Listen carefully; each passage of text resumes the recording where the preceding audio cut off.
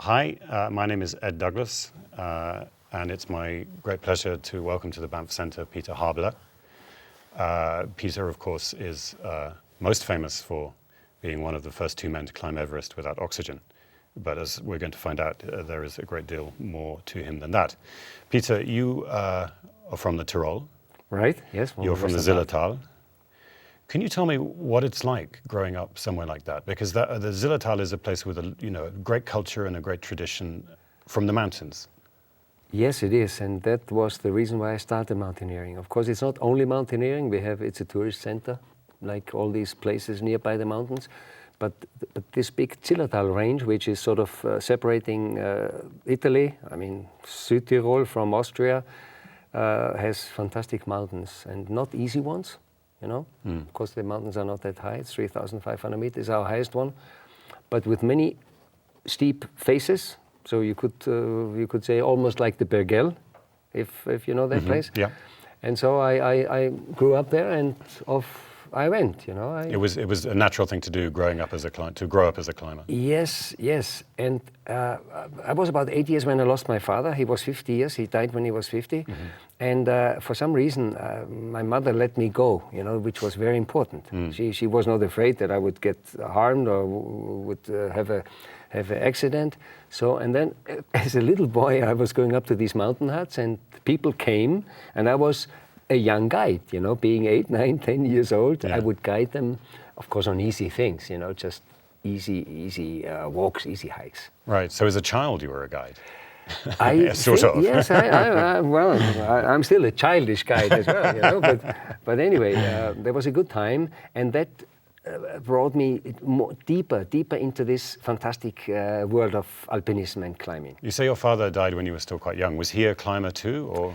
Not at all. No, he was a hunter. He was a man who would hunt. Right. But he was not a climber. And in my former family, nobody was a climber. It was a natural thing for you to do as a young boy, to get out into the mountains. Yes, there was nothing else to do. Sure. Just climbing, hiking, climbing. Yeah, but there is also climbers there in the Zillertal. Were they early heroes for you, early people who inspired you? All the mountain guides. We were living in a small house, and there was one mountain guy who sometimes had clients, and he would walk by, and with the rope and with the rucksack and with the ice axe, because nowadays it's different. But in the old days, they would have the rope around their neck, and that I was impressed. And then I was also lucky to get these guys to teach me, because they realized I liked to hike, I liked to climb, and they taught me. And I think it's very important, being a young man and a young child, whatever, to have good teachers. I think this is the most important thing, anyway, to me, because they tell you whatever is necessary. They tell you which is not necessary in climbing, And I believe they had a great deal to do with that I'm still around, I'm still alive, I can still do whatever I want to do, which is climbing, right? I'm very thankful for them. Right. They gave you clearly a very solid grounding in understanding the mountains. Exactly. But it's a different thing to be, say, a good mountain guide, a very solid, reliable, safe climber, to being somebody who is ambitious as a climber. Sure, but I was never a local hero. I didn't want to be a local hero, because we know all these local heroes, they climb whatever is nearby their house or nearby their home. But I used the Zillertal Mountains for going higher. And there again, I was lucky. Of course, the mountain guides left. I left the mountain guides again, and I was lucky again to meet other people. I was lucky to meet some really strong extreme climbers who were not guides, you see. But Messner came along. Can you remember where you first met him? Yes, we met in the Dolomites at a very, very small hut near Cortina d'Ampezzo. Yeah. We were on a winter climb. I was with Horst Fankhauser, who is a very close friend of mine, also a guide. And there was Reinhold. I don't even know what he was doing, but he joined our team, and we did this fantastic Tofana pillar in winter time, which was hard, and that was the start of something which was rather unique. We were very happy to, so to speak, have each other and to do good things. Because you were heading in similar directions. You felt that you were. Same thing. Yeah. And with Reinhold, you could do everything. You know, he was very strong on ice. He was very strong, very good on rock. Of course, he also had wild ideas, which is important because you have to. Being a mountaineer who wants to go higher, you have to, how do you call it, frech, cheeky, huh, or whatever. Sometimes you have to think, just give it a try, you know, because if you're too scared, then you never get anywhere. Right. And that was easy with Reinhold to say, well, let's do the Matterhorn North Face, let's do the Eiger North Face in a different style, which was important to us. I mean, when you met him for the first time on Tofana, how did he strike you? Do you remember how you felt about him? I mean, did he appear? He often appears to people very arrogant. Did he come across like that as a young man, or was he different then? No.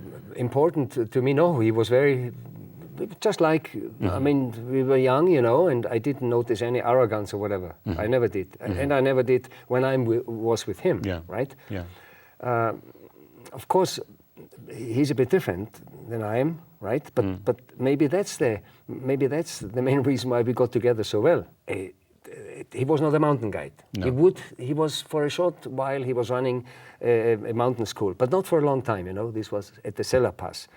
But anyway, I think Reinhold is much more an adventurous type of person, which was shown later on when he was in the Arctic, when he went through the Taklamakan, when he walked through the desert of Gobi. And this was not so. This is not so interesting for me. I'm only, you know. You were a climber. I was a climber, and I still am a climber. I'm a climber. Yeah. But the guiding thing is a very interesting thing because guiding has been a very important part of your life. I think it's fantastic. Guiding is nice because you have the chance of meeting people who you can show whatever you like, you see? And if you do this cleverly, I mean, you bring these people come to you, they want to climb this mountain, you know? They want to climb the Gros Glock and they want to climb Mont Blanc. So they want to go to the summit. And then you are responsible for them. You take them up, maybe they don't have the time to train so hard, but you have to, I think it's psychologically quite interesting to get these people up to high peaks because you see, then you find out how much they appreciate it. Yeah. And as they appreciate, yeah, it's a pleasure for me as well. But all I'm saying, I think, is that you're a people person. You like being around people. I think the most interesting thing in life are the people. You know, people, they're different. And I was always eager, I think, I was always eager to learn, to get something more. And being a guide, you have a chance to meet people on an incredible, nice level. Yeah. I mean, I was climbing with professors, you know, big hotshots, transplanting hearts and livers and all that stuff.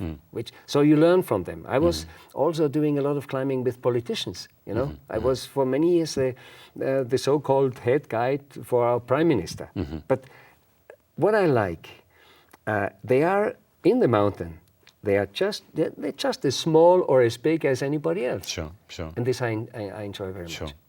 In terms of your ambitions, you said that there was this understanding between you and Messner about the direction that you were going in as climbers, and clearly he was more focused in that. You know, he didn't have the guiding, he didn't have perhaps some of the aspects in his life that you had, maybe. But your goals were similar. What was it in the past that inspired your future? Is what I mean.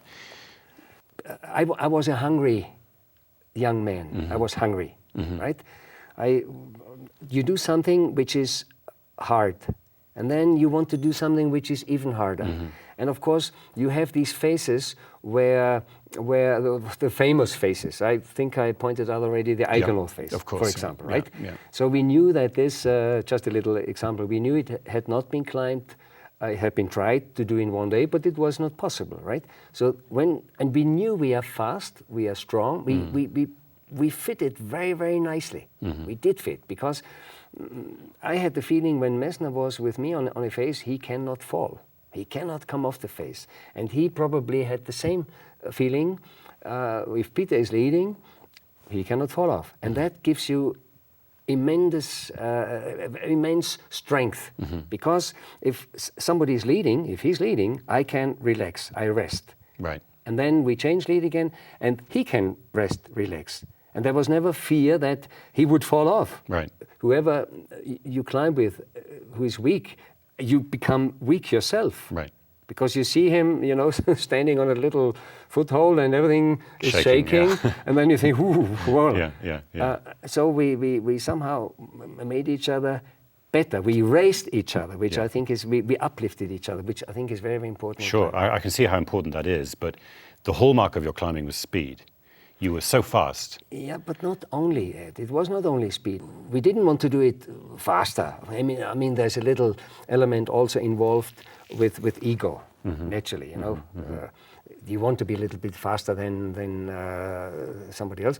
But I think the main thing in the mountains is you have also problems. You can have bad weather, you know. And I never did like bivouac.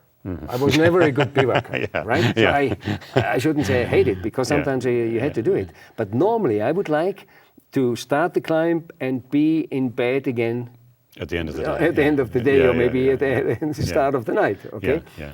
And this was the reason why we really trained, and which I said already again, fitting nicely together, we were able to move at the same time. We would climb on the Eiger, for example. We climbed the ice fields. We climbed simultaneously, would you call it? We climbed at the same time. You know, I was leading and he would follow, and he was leading, I would follow. So sometimes we put in a nice crew. And that helped, you know, it made us even more speedier. And of course, on big mountains, on peaks, of course I go ahead now, on peaks like the 8,000ers and the 6,000ers and the 7,000ers, you should be fast. I mean, you don't have to run up, right? No. But you should be fast.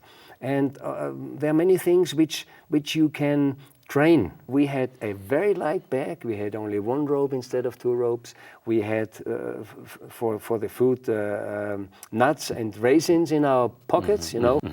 Erhard Loreton called it Léger Express. Right. You know, this idea of, you're right, it's not just about speed, it's about competency. I think so. And about, you know, just being a neat, fast team, doing it well, I think is what I mean. But for Messner, I think looking into history, say Hermann Buhl was an ideal for that kind of approach, you know? Yes, he was a very good rock climber. I don't know how good he was in ice, you know, but excuse me, he was very good on rock. And I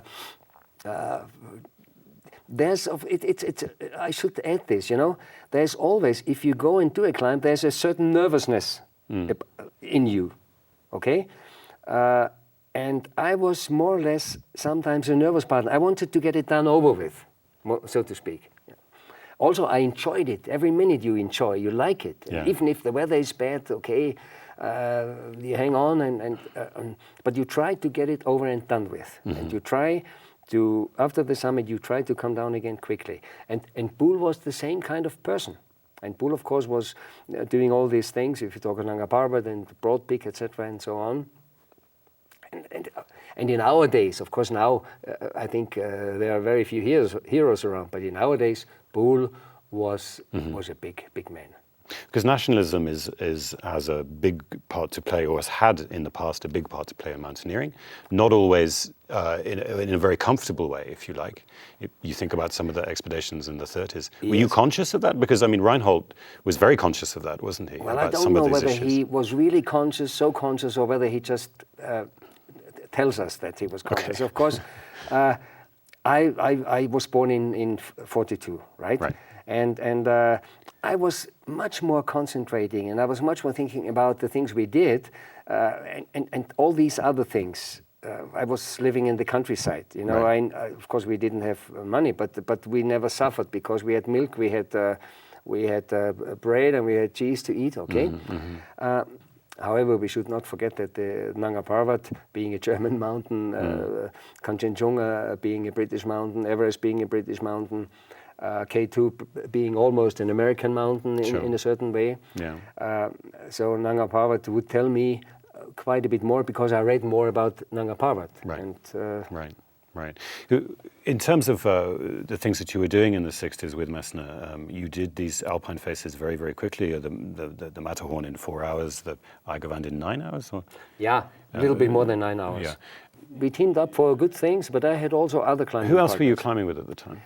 At that time, I was climbing with a guy who later on went to America, a mathematic genius. Right. He was studying mathematics, Yeah. yes, and at the same time he was studying music. You know, Yeah. His name was Michael Meyer. He was with I think 25, 26 years old, and I did a lot of climbing with him. Right. He would never lead, however. He would Right. never lead, but I felt happy with that. You felt happy with that. In terms of, I mean, you're dealing with the sort of transplant surgeons and genius mathematicians, all these people. Your own schooling, I mean, how did you leave school when you were quite young, or I mean, did you go to university?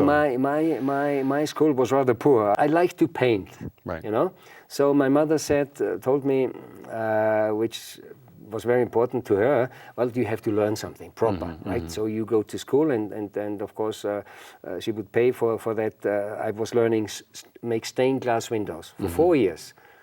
But besides that, I always knew this, whenever I have a chance, I will become a guide. You know, now we have to turn the wheel a little bit back. I would become a guide and then make my living out of guiding. As a guide, yeah. And then when, you know, with 20, 21, I did never touch a glass anymore, you know. So I hate to say that because it's beautiful work, you know. And whenever I'm in a big city, I go to the church and look at the stained glass windows. Look at the stained glass windows, really. You still have that fascination. Yes, this is still there. Yeah, wow. Reinhold, of course, climbed with Gunther a fair amount. How did you see their relationship? Well, of course, in the early days, I spent quite a bit of time in Vilnius, where Reinhold was born, right. where he was also raised. And of course, I knew all his brothers. They had also a sister, Altraud. But with Günther, for some reason, I never got, of course, I knew him, but I never climbed with Günther, which is strange, you know? Yeah. Because when I was there, of course, he climbed with me. We climbed together. And whenever I was in Austria, or when I was guiding, he would be with Günther or with Eric or with other people. Right. He had a wide variety of friends he could go with, you know. So he didn't always need me, naturally. No, of course. No. But that Nanga Parbat expedition, when Günther died and Reinhold lost his toes. You see, that's a sad story. There are more reasons for that. Normally, I would have been with Reinhold on that Nanga Parbat expedition, you know, led by Herlikoffer. Everything was set, everything was done, you know, but for some reason, we had to pay some money. Right. And at that stage, I was too stupid to get a sponsor, right? I was too dumb. And I had not these 2,000 German marks, which we had to pay. Right. Reinhold did pay them. So I chickened out. Right. I chickened out. Because you didn't have the money. last minute. Wow, I didn't know. In the last minute. And then Günther came in. Right. You see? Right. So somehow, I shouldn't say I'm responsible for Günther's death. Of course, I could not say that. But I quite often was thinking, why the hell didn't you go? Günther would be alive because Günther went then. But on short notice. My memory of it is that their father persuaded Herlikoffer to take Günther as well. That could be. I don't remember Reinhold's thoughts at that time, you know, because I had, as I said before, I had chickened out, right. And then he had to look for another partner, right. And then I think maybe his father told him, "Why don't you take Günther?" Because of course afterwards the father and son fell out. When Günther died, they had a big falling out over this, which of course was very difficult. That's right. But I mean, this had a big physical impact on, as well as the psychological scars from that time. It had a big physical impact on Reinhold in terms of his it was a difficult technical expedition, ability. you know. I mean, Reinhold Messner was very strong on Nanga Parbat. Of course, all the other guys also. I knew them all. Okay, Scholz and Kuhn. Kuhn was a very difficult man. You know, he not all the Austrians are difficult, but some are difficult. Anyway, he was a very stubborn person, right? And I think the chemie, we call it in German, we call chemie, the chemistry between the members was not perfect. It was, I don't think yes, so. Yeah, yeah. There was also Werner Heim, who is a very, very nice man. He was on that team. He had through a fall, he was paralyzed later on. Still is, still alive. Almost all the other guys are dead on that expedition. And talking about when they reached the summit, I'm sure Messner, maybe he thought very quickly, let's go down on the other side, okay? The Daime side. But I can imagine that it was just a very quick thinking. Normally, Günther would be with him on the summit, okay? And they would come down. But Günther left later. Yeah. Reinhold went up already, and Günther sort of tried to catch up with him, which he finally did. Of course, then they team up, they stayed together, and maybe because Günther was trying to go so fast, he would become tired. More tired, more right? quickly. More tired. Yeah.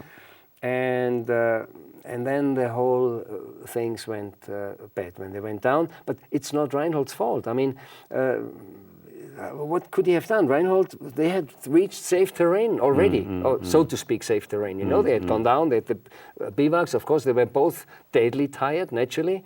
But when they reached the Daimir Glacier, it was flat. Of course, there are seracs, right? Little steep slopes anyway. And Reinhold had to, because Günther was so tired, Reinhold had to go forward to check the route, to avoid that Günther would be with him and go back again to find another route, ways around crevasses. So because and stuff. it's like a garden, like a labyrinth, as you say. Yeah. And then this was just tough luck that Günther, sort of being slower and being behind, was killed by probably an ice. I don't even know what it was, but it was an ice avalanche, probably. Right. But the aftermath of that expedition has, down the years, has been quite poisonous in Austrian mountaineering generally, I think. Yeah, well, it got an uprise again not long time ago because some of the guys who were on that team, you know, were unhappy and of course, I should say, Ed, I try always, and I did always try to stay out of these things. You never felt that you had to intervene on Reinhold's behalf, or? No, because I could not have done this. Right. Reinhold is too strong a person. If I want to tell him something, or if I would have told him, you know, calm down or whatever, it would not have helped. Right. So it's much better to stay out of it. And I have always and all my life tried, even if I have a fight with somebody, I don't want to fight all my life. I mean, we see, I don't want to name teams which have done a lot of climbing together. And then somebody said, out of this team, you know, two persons, someone said, well, no, you're an idiot. And the other guy will say, well, this is so bad. And he will be cross all his life. I never cared. I'm much rather a person who, okay, well, we yell at each other for a moment, and then it's okay again. We stay still together. So I really, and I always managed mainly, yeah. to stay out of that. Sure. Just going back to the physical impairment of Reinhold, I mean, he lost his toes. It changed his climbing. Well, expeditions, and of course climbing all the 14 8,000ers are changing your climbing anyhow. Of course they are, but did you not feel that he went in that direction because, I mean, he was technically a good climber before? Yeah, sure. But when he lost his toes, it made it easier for him, or do you think he would have done the 8,000ers anyway? I think he would have done them anyway. Really? But of course, he didn't. Well, he lost. I mean, every loss on your feet is big enough. But I mean, he didn't lose that much, right? Okay. So of course, they took after Nanga Parbat when he was searching for Günther, and they had leather boots. He would stay the night out. It was freeze again, so he lost his toes. But of course, it would affect his rock climbing, which it did. But then I think he was on a trip. On a more adventurous trip, you know, doing all these 8,000ers, and Reinhold has shown us in a way that whenever a capital, we call it, whenever a part of life is finished, he's doing something else. Right. He's always thinking about the next thing. Yeah. And when I came back from the expeditions, I started again climbing. I started guiding again. And then I was working again for another expedition, you know. Right. So I think I said it before, my world was much more the mountains than maybe his No, I understand. world, I understand the difference. I mean, of course, you then went on to do this tremendous route on Hidden Peak, and I mean, this was a new thing in a way. You know, the way that you. Yeah. I mean, quite a new thing. Did you have it in? Did you both have it in your minds at that stage that you were working towards? Yes, climbing yes. Everest in this because 75, you know, we went up that Baltoro, and then I mean, the routes we did were not, I mean, if we compare with whatever is done today, I mean, they are easy, you know, much more easy. But in those days, the Hidden Peak climbing as a team of two, not using oxygen naturally, did mean something, okay? And it gave us, again, a big, huge lift. So we knew, we had climbed Hidden Peak.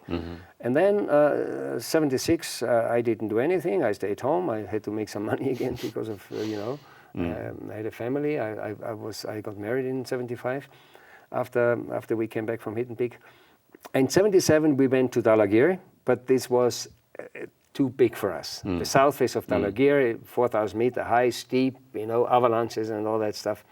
We were not successful. But in 77, already the thoughts were sort of cruising around Everest. Yeah. And of course, Reinhold was much more pushing it, you know. But he had a great follower. I would say, well, of course, let's give it a try. Let's do it, you know. Yeah. And I remember that time at an expedition where Norman Dyrenforth was the leader. Of course, we don't talk about the American expedition in the 60s. There, he had an international expedition, and then there was this guy Rebic, who was a very big, good climber like Hermann Buhl. He would write. He told me later this. He would write a big letter to Dyrenforth, telling him, "I know two people who should be on your expedition because they can climb Everest not using oxygen." But this was a long time before that, you know. Yes, I still have the letter in my house. Yeah. So. Anyway, Dyrenforth didn't take it, okay, because his team was already set up and all that stuff. But going back to 77, we knew, and of course it took some preparation, and we knew in 78 we can go to Everest. Right. The Dhaulagiri climb is a very interesting one because that face is, you know, so in terms of the history of Himalayan climbing is very important. Can you just talk a little bit about what you experienced there? Because yes, it's a fantastic face. I mean, Dhaulagiri is a nice mountain anyway. You know, so not too high. I mean, 8,100 67 more. 67. So, but the approach was something already because we went up to that Tulo Kola, which is a valley where nobody had been there before, you know. So we had to cut trees to make bridges and all that, and the porters ran away, and because of raining and thunderstorm. So anyway, we reached base camp, and we had also a camera team with us from the CTF, which is the German television, and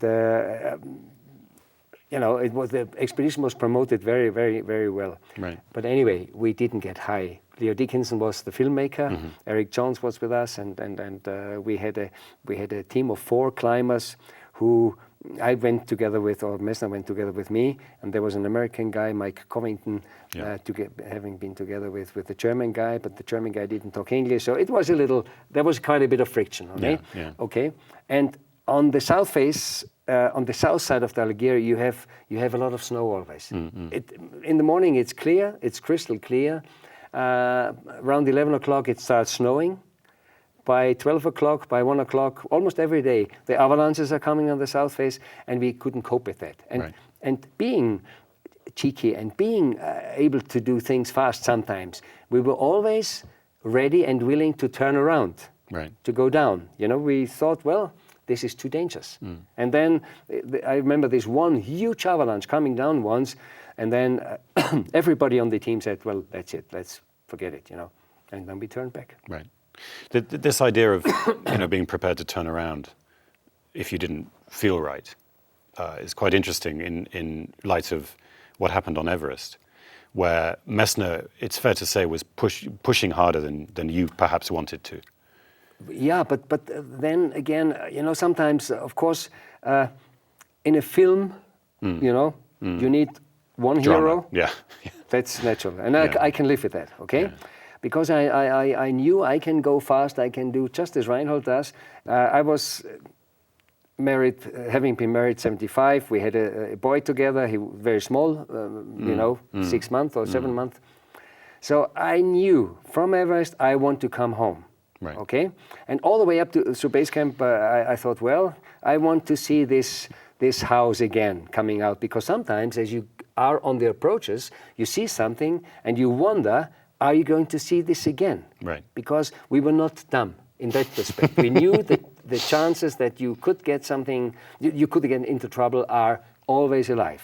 Right. Okay, so anyway, and during that expedition, I made, maybe also the other guys, we made many mistakes. I remember, for example, we had this very, very acid powder drink, which we mixed much too strongly. Too strongly, Yeah. for example. Another thing, in base camp, every day I took, also Messner probably, all the guys, sleeping pills. Right. Why the hell? We took Valium. Why would we take Valium? Stupid. We didn't drink enough. You see, and of course everything adds up. All these things, I want to say, add up. And during that expedition, of course, the film, The Unmasked Mountain, which I think is a brilliant film made by Leo Dickinson, would show that there was a time when I thought, when I got sick, well, I have to give it a second thought. Okay. Well, I'm more openly. If I have a problem, if I'm scared, I say it. Right. Maybe Reinhold was also scared. Maybe he was also a little bit afraid, but he would hide it. Right. But this is a personal question, Yeah. The other one is. It's funny you should say that Reinhold comes across as the hero of the film, because I would have thought it was the other way around. Yeah. Because he was. You can see the determination. He is so focused on this thing that he is prepared to give up everything for it. Yeah. Don't you think? There's a little, it's personal, and he would not be bad if I say that, because we were talking last week on the Austrian television about this. He was divorced. Then he had a divorce, which hurt him very, very much. I remember he called me after that happened, and he was really out of. His mind was really hurt, and he himself, he was also hurt. So there's we call it, I don't know the English word for it, we call it trotz. Let's do it. So he was pushing it, and lucky enough, we got together. I just see the outcome of it, Psychologically, it's a very interesting thing which happened on that expedition. And but lucky enough, we teamed up again and could do it finally. Of course, we had fantastic people around us. Sure. I mean, strong guys. We had strong guys around us, so it was not a thing Messner and Habeler only. We were cushioned in a very nice family, so to speak. There was the expedition leader, Nayats, who left us whatever we wanted to do. We were free to move or not to move, and to do things or not to do things. On top of that, we had two doctors. They later on became worldwide big men, and especially one Dr. Margreiter, who became he was strong in transplant surgery. I remember talking him to a lot, and he said, "Peter, you can do it. You can easily do it." And also Reinhold said this, and then of course, okay. You were happy. So we had the support from the team. We had also, we should not forget, we had also the support of the Sherpas, right? And I was always very fond of the Sherpas. I think the Sherpa belongs to an expedition. The Sherpas, however, in our golden age of climbing these 8,000ers, were not playing the role they would play now. The Sherpas would help us carrying things. Right. But there was never a moment when a Sherpa was ahead of us. Right. Never. Right. But I like the Sherpas because of their friendliness, of their happiness, of their helpfulness, and I still do. The Sherpa to me is. And you go back to Nepal quite frequently, don't you? Well, 65 times I've been out there. Right. So you know them very well. Yeah. after Everest, was that the kind of break in your relationship with Messner, or did that come later? It was a break. I mean, there was a stupid thing, not a stupid thing, but I was the first one because Reinhold went, after this expedition, he went on to climb Nanga Parbat, right, to solo it, yeah, right? And I was, of course, I was pushed to write a book. And I like to write. Yeah. I do like to write. I also, already in school, I much more than mathematics, for example, okay? Right. So I did. And this Reinhold hurt. He was hurt when he came back, you know. Then, of course, I had the feeling, now I must stay also with my family. And Reinhold was very strong. He had climbed Everest, he had climbed Nanga Parbat, he had soloed Nanga Parbat. And at that stage, and maybe earlier, he knew, well, I can do all the, himself, I can do all these 8,000ers. But I had to be very careful not to goof up my family. Yeah. So I stayed with my family, and I promised my wife then, I will not be on the expeditions anymore, which I broke again after. But it was a while, from 78 until 84. Before you went back. Right. Right. You know, but it was important. It was very important. And at that time to stay It was home. very Yeah, important, yeah. and I was very happy. You know, Yeah. I was able to build a house. I was doing all these things which one in life would want to accomplish. You know, to have a son. We had a beautiful son. I had a house. We had some trees. Everything was fine. You know, some lectures. We could make some money, and only later on I felt the urge again. Okay, let's go and do another 8,000. And that was K2. that was right. Yeah, Chogori. Yeah, and you didn't get up that. No, we didn't get up. It was weather-wise not possible. Sure, but then you went back for Kanchenjunga. Kanchenjunga was my last 8,000. I climbed in the meantime, after having not been successful on K2, I climbed Nanga Parbat. Right. And with great people, you know, with the German Michael Dacher, Yes. again as a Yeah. team of two. Yeah. I had the chance to meet Marcel Rüdi, which was another Yes. great man. Could climb Cho Yu from the Polish ridge, which is much nicer than the north, you know, the north side the of usual it. approach. Yeah. And after, and my best and my nicest memories are sort of going back to Kanchenjunga. Yeah, yeah. You know, Yeah. the base camping Pambema, this huge, great north face, and good people. Right. I mean, I was always who lucky. I mean, you talked about it last night about what a pleasure that expedition was. Who Yeah. were you climbing with? I was climbing, of course, last night I couldn't tell all these stories because the slides trains are moving so slides quickly, were yeah. running through, okay, Yeah. and I couldn't stop it. Anyway, Carlos Bula, you know, and Yes. Martin Zabaleta. Right. And those guys, everything was just great. Not one loud word. And Kanchenjunga was a mountain where we were very, very close to dying. Right. Very close. Why? This was because of the weather again. Right. You know, it took us a long time. Kanchenjunga is, as we all Huge. know, is big. Yeah. Is big. It's Yeah. sort of a frontier mountain. Yeah. You know, it's the last one in that row, the Himalayan, and there are terrible storms. Yeah. It is very cold. You can have a lot of new snow. You can have a meter of snow or even more during a night. And then, of course, what to do? You sit up there, and and it's avalanche prone, and it's serac prone. So, anyway, we climbed this peak, and personally, I felt strong on Kanchenjunga. Everything was done fine. The acclimatization was right. We had a good doctor in base camp. We had good food. We had a very good, warm relationship between each other, which is very, very important. Because Was that different from your earlier expeditions? Did you feel that you kind of matured in the way that you went about of things? course, I knew more. Yeah.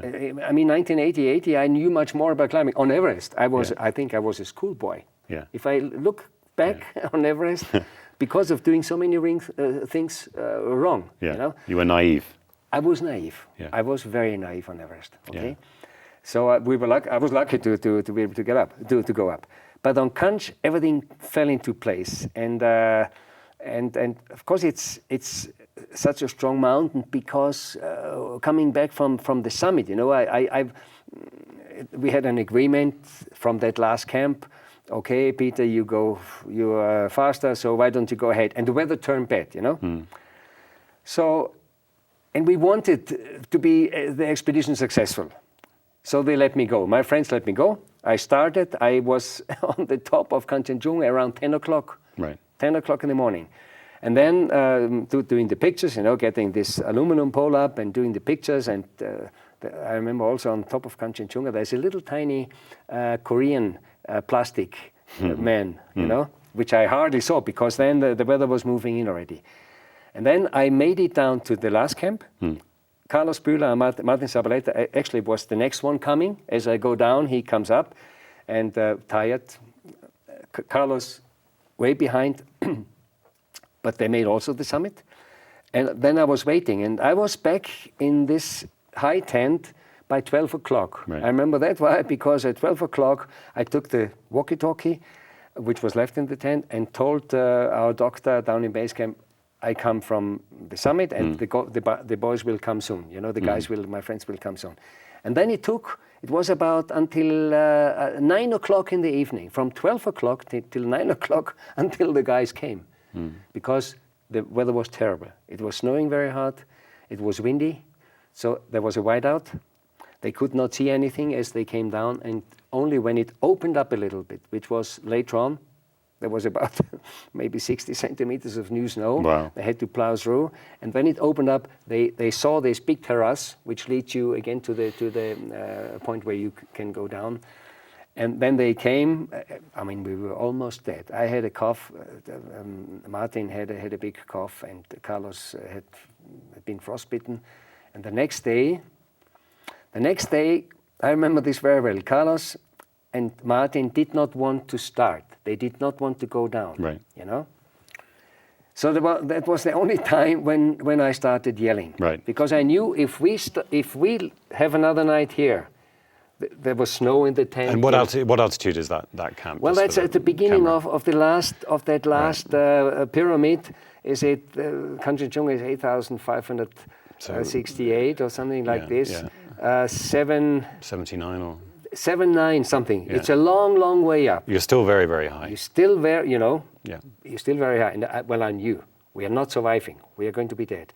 So I started to get the guys out of the tent. Okay, Yeah. and no. Let's spend another night. And I said, no. If you don't go, I go. Right. I start, and I did start. But I thought, well, so I went back and.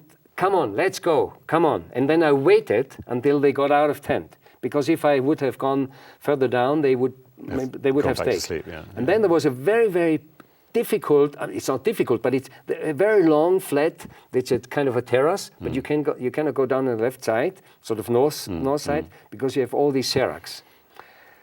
So I went to this point of, I would say, of no return, where we had to find this big pole which we had planted, where there was a fixed rope going down into easier terrain. And I didn't find that. And Carlos Bühler and Martin Zabaleta stayed about 20 meters above me and were sort of very slowly going, I had to plow as well.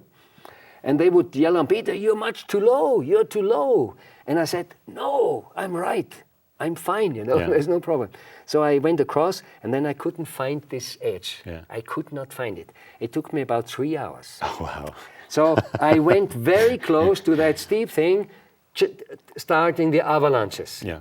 And my friends were, in the meantime, they were sitting. They didn't move. Of course, that was okay. Yeah. That was nice, because they were tired. I was also tired, but I knew if we are not going to make it, we are dead. Yeah.